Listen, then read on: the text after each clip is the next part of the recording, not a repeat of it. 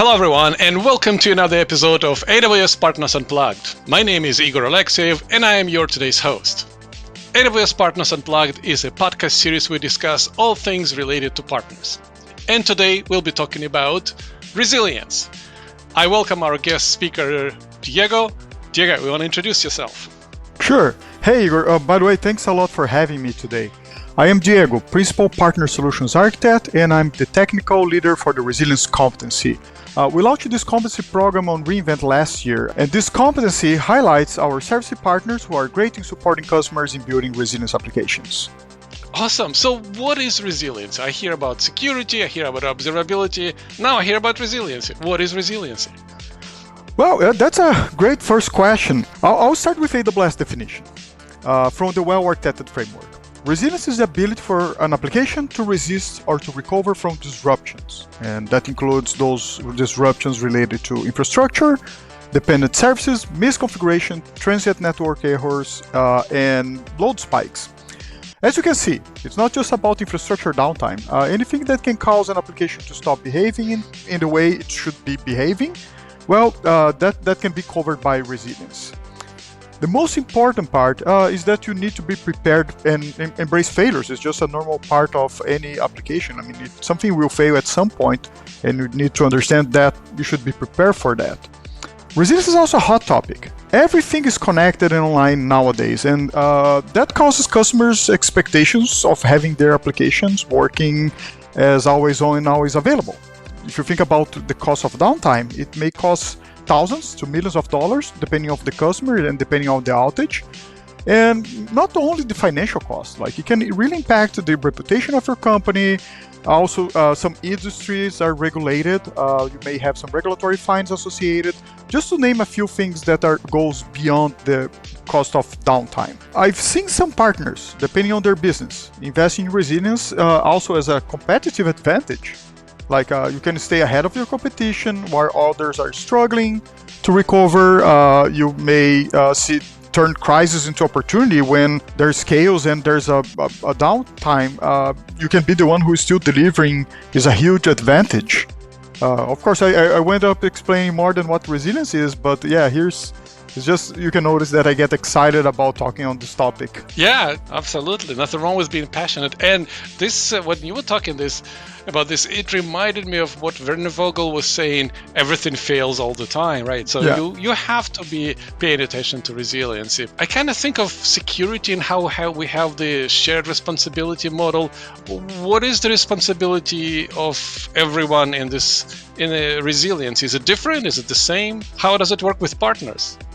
Well, that's actually very similar, and that's a misconception some customers ended up doing. For example, hey, I run my applications in the cloud, and it's now AWS responsibility to make them resilient. That's not really how it works. I mean, partially. I would say yes, same as security, resilience has a shared responsibility model. Yes, AWS will be responsible for the resilience of the cloud. Of course, in the way we build our data centers, the way we build our regions, our availability zones, the services that we provide, networking and things like that. But of course, customers, they will be responsible for the resilience of their applications in the cloud. Yeah, I mean, you see AWS and you see customers, but wait a minute, where is the partner responsibility here? Well, as a partner, you have to take a look at the shared responsibility model from the customer resilience in the cloud, and you have to pick the boxes that you want to solve on behalf of your customers. For example, observability, disaster recovery, high availability, and of course, depends on the type of partner you are. Maybe we're talking about an ISV, a SaaS, or if you're a services consulting partner. So that boxes may vary according to what type of responsibility on building resilience do you want to take upon. Of course, what I want to highlight here is the most important part is resilience is an everyone's responsibility. It's AWS, partner, and the customer. I can see it for our podcast is mostly oriented towards partners, and it is a more complex picture for partners. We have a variety of partners. They are at a different stage of their journey in terms of it is a hybrid SaaS or full SaaS. On AWS, like consulting partners, is a different approach. So let's pick one particular persona. Like let's say it's a SaaS partner, and they develop their control plane, they have their data plane. running somewhere. Maybe it's a hybrid, maybe it's pure SaaS. At what point, and let's say there may be a startup, right? Like it's a brand new, fairly new business. When do they start looking at the resilience? Don't tell me yesterday. No, yeah, actually I was just reading a book, like the earliest you can introduce security and resilience in the life cycle of your software, the better. Like it's never too late, but the sooner you can think about resilience and secure decisions, it's easier to implement if you have to go back and implement that in your software. But anyway, the most important part is to start. SaaS, as you mentioned, it's actually one of my favorite examples, especially when it comes to the shared responsibility model, because in that case, you are going to be responsible for the disaster recovery, observability, high availability of the platform. So a lot of the shared responsibility now is on you. I mean, there's still a piece that's on customers, but partners on SaaS have the advantage that they can offset some of the resilience requirements for customers. Where to get started? There are a series of lots of different documents and white papers and best practices in AWS. There is a AWS prescriptive guidance, the Resilience Lifecycle Framework that we released, I think it was September last year. The Resilience Lifecycle Framework was built based out of internal AWS experience and the experience of us working with customers and partners. And we tried to build that in a way that's a life cycle. Very intentionally, because that should be similar to how a software life cycle should work. And the reason for that being a life cycle is because resilience is not a one and done type of activity. Like, hey, I'm resilient, I did a review and done. Like, I am resilient. Actually, it requires constant iterations, and you have to make it part of the culture of your company. So you have to keep improving it. It never ends. Yeah, and actually, I wanted to, we kind of discussed this before that we started the show. Like, to me, I am a more technical person. Resilience sounds like a technical thing, right? You introduce observability, you monitor your metrics, you do the backups, and everything's going to be great. But I suspect it's not true, right? It's not just a technical problem. Yeah, well, that's actually what's covered in the life cycle. So the good part of this life cycle is that you don't need to implement everything in a single pass. You can keep improving some of the items in the first pass, and you implement some other things in the second and the third, and you can come back and keep improving the resilience of your application. And even like from different requirements, like some applications they may have in your portfolio may have different maturity levels, and it's totally okay. Even like different requirements. That's why in the life cycle we start with the first step.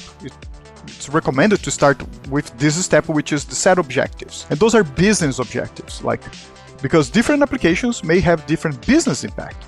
And that will reflect in different resilience requirements. So once you understand how important that application is to the business, it just makes it easier even to justify the investment into building resilience. For example, you may notice in your portfolio that there may be some applications that the downtime of 24 hours is totally acceptable, because maybe it's just not an important application to the business. On the other hand, you have some applications that a 15-minute downtime could be something big, like you may be losing money or customers. So that's one of the ways you can start thinking like, okay, I will invest in building resilience or prioritizing my resilience into my tier 1, tier 0 applications. Like, it's just one of the ways to get started with that. But of course, this is just the first step. The resilience lifecycle talks about other steps, like how you're going to design and implement, how to meet those business goals, how you're going to evaluate and test to make sure you can meet those goals. Please don't tell me you're waiting to run things in productions and just test when in production. Like, you have to test before to make sure that your architecture is adequate for your business requirements. And then move to operate. That's what actually my next question was, like, fine, we figured out the business objectives. Then do I need to rework my whole architecture? What do we do next? Well, once you define the business objectives, like what important applications, how you want to protect, and how much protection you need for those applications, next steps to design and implement, like following the lifecycle logic to meet those goals. And once you get to that part, you're design implementing, working backwards from these goals, you have to test and evaluate, which is the next step, just to see if you can meet those goals. Just make it very simple and logic. Next step is to operate. I mean, you have things in production, and just a normal day, you're doing operations. Observability plays a big part during this phase, among other things, of course.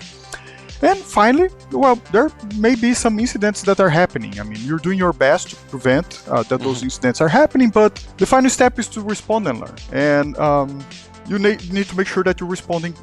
You have everything you need to respond quickly, to restore to normal operations as quickly as you can.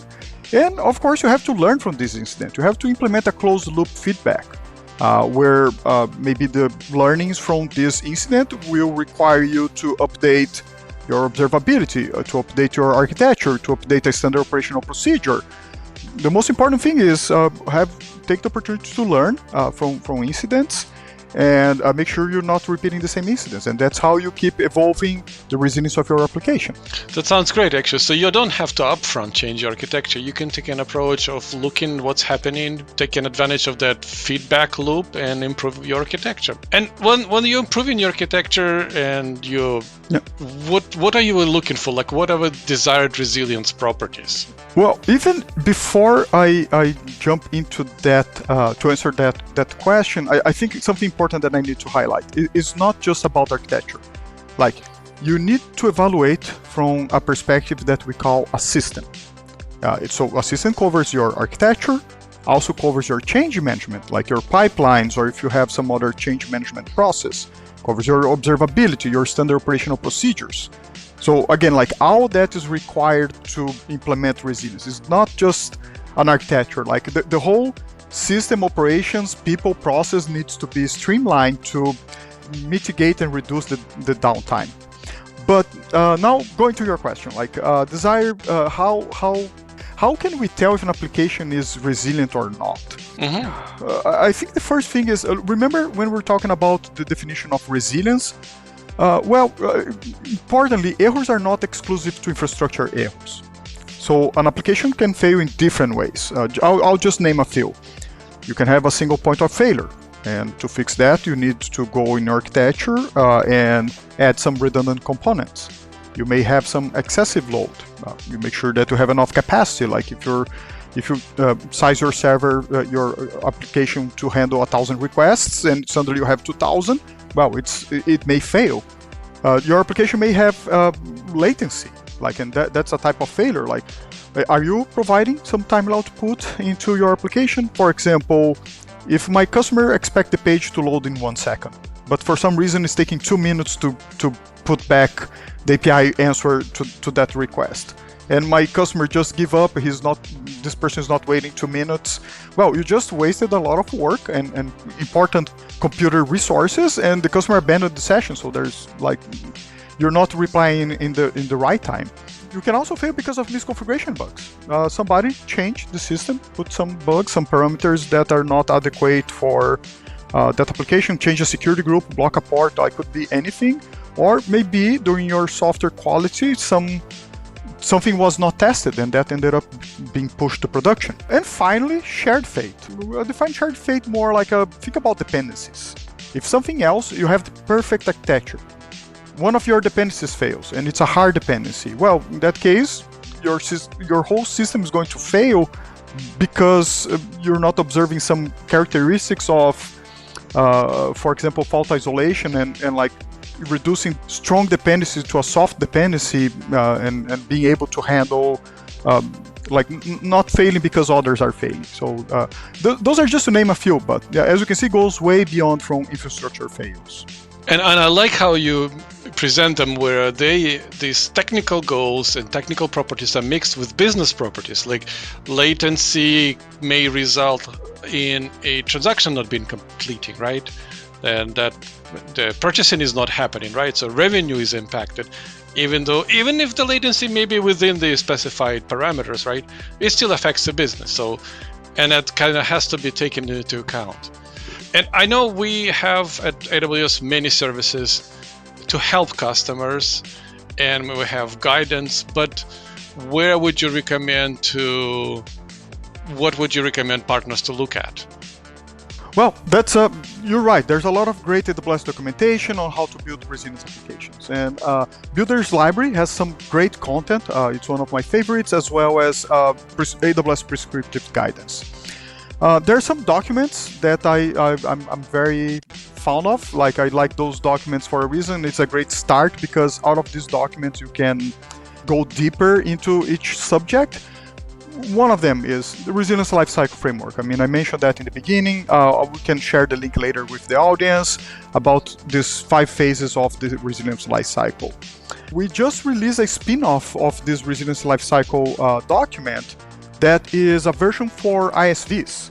So it's pretty much the same document, but it provides some additional guidance if you are an ISV, either SaaS or if you have a customer managed deployments. We have this additional guide that has just been released. The failure modes that I mentioned, they are all contained in another document that's called the Resilience Analysis Framework. It's one of my favorite documents. And of course, well-architected framework.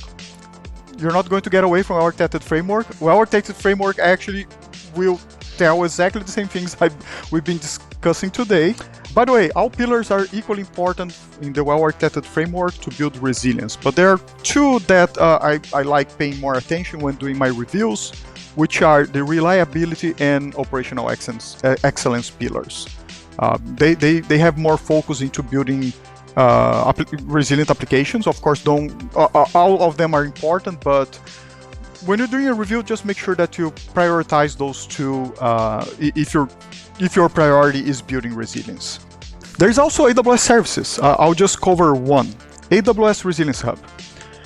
In AWS Resilience Hub, you can define how your application architecture looks like, and we're talking here about cloud formations or terraforms or tags, resource grouping. If you're in containers, it also can see the namespaces of your EKS, for example. And you provide RPOs and RTOs, recovery point objectives and recovery time objectives. Those are 2 most common type of measurements when we talk about resilience.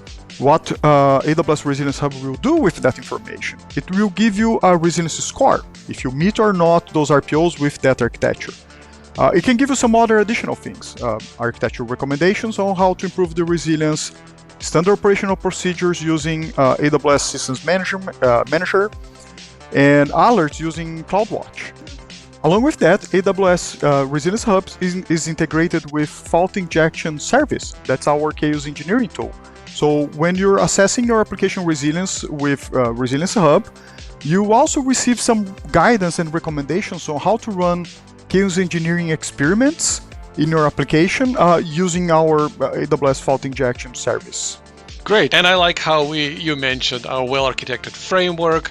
We definitely will have all the links in the notes, and I feel like resilience framework is building on top of the well-architected framework. This is a complex topic, obviously, and we're kind of coming closer to the end of the episode, and I'm pretty sure we can talk about more, but how would you recommend an ISV partner get started?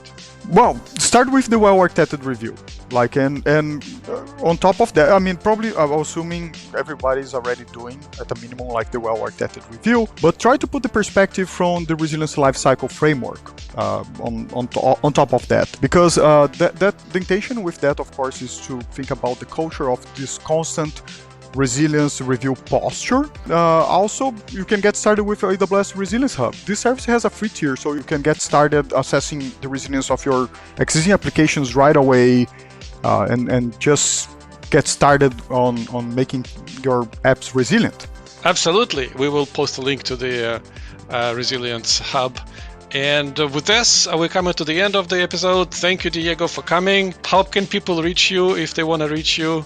Well, my name is Diego Dalmolin. You can find me on LinkedIn. And because we have the AWS Resilience competency, if you are a consulting partner or even an ISV partner who wants to get more information on how to become more resilient, I'm going to share our shared mailbox, and I'm going to ask Igor to just add as notes on this episode. Absolutely, will do. Well, thank you again, Diego, for coming. Thank you, everyone, for tuning in. And until next time. All right. Thanks, everyone.